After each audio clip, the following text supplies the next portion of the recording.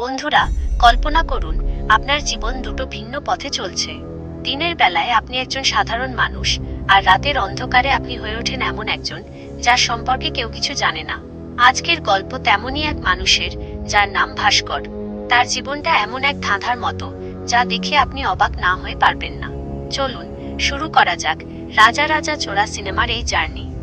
আমাদের গল্পের নায়ক ভাস্কর, যে দিনের বেলায় একটি জেরক্সের দোকানে কাজ করে।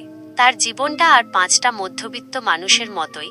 তার স্ত্রী বিদ্যা, যার চোখে উকিল হওয়ার স্বপ্ন, আর আছে তাদের ফুটফুটে ছোট্ট ছেলে। ভাস্কর তার স্ত্রীকে প্রচণ্ড ভালোবাসে এবং তার স্বপ্ন পূরণের জন্য সবসময় তাকে উৎসাহ দেয়। কিন্তু ভাস্করের এই সাধারণ জীবনের পেছনেই লুকিয়ে আছে এক বড় সত্য। ভাস্কর আসলে রাতে একজন পেশাদার চোর। তবে সে কোনো সাধারণ চোর নয়, বরং পরিস্থিতির শিকার। সে তার প্রেমিকা সঞ্জনাকে মুগ্ধ করার জন্য চুরি করে। সঞ্জনাকে সে বোঝায় যে সে একজন সফল সফটওয়্যার ইঞ্জিনিয়ার এবং তার প্রচুর টাকা আছে।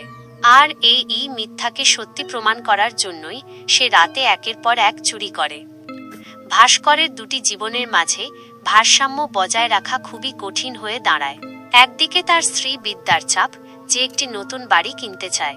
অন্যদিকে তার প্রেমিকা সঞ্জনা, যে তার বিলাসবহুল জীবনযাপন ধরে রাখার জন্য ভাস্করকে ক্রমাগত চাপ দেয়। এর মধ্যে ভাস্করের জীবনে আসে এক নতুন বিপদ। উইলিয়াম রেড্ডি নামে এক দুর্নীতিগ্রস্ত পুলিশ অফিসারের সাথে তার পরিচয় হয়, যে কিনা আসলে সঞ্জনার মামা। উইলিয়াম তার ক্ষমতা ব্যবহার করে ভাস্করের দুর্বলতার সুযোগ নেয় এবং তাকে একের পর এক অপরাধমূলক কাজে জড়িয়ে ফেলে। ভাস্কর তখন তার ভুল বুঝতে পারে। সে এই জীবন থেকে বের হয়ে আসতে চায়, কিন্তু ততক্ষণে সে এতটাই জড়িয়ে পড়েছে যে আর কিছু করার থাকে না। তার মিথ্যার জাল একে ছিঁড়ে যেতে শুরু করে। তার স্ত্রী ও প্রেমিকা দুজনেই তার আসল পরিচয় সম্পর্কে জানতে পারে। এই ধাক্কা সামলাতে না পেরে ভাস্করের জীবন পুরোপুরি ভেঙে পড়ে। যখন ভাস্কর বুঝতে পারে তার সবকিছু শেষ, তখন সে নিজেকে পুলিশের হাতে সঁপে দেয়। তাকে জেলে যেতে হয়।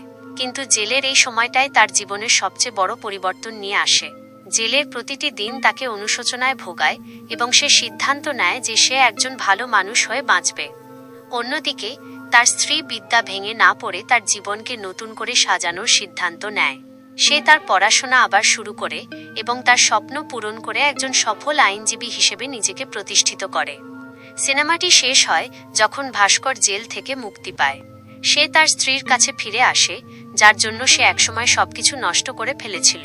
দুজনের চোখেই তখন কোনো কথা ছিল না, ছিল শুধু বিশ্বাস আর ভালোবাসার প্রতিচ্ছবি। ভাস্কর তার ভুলের জন্য অনুতপ্ত, আর বিদ্যা তাকে ক্ষমা করতে প্রস্তুত।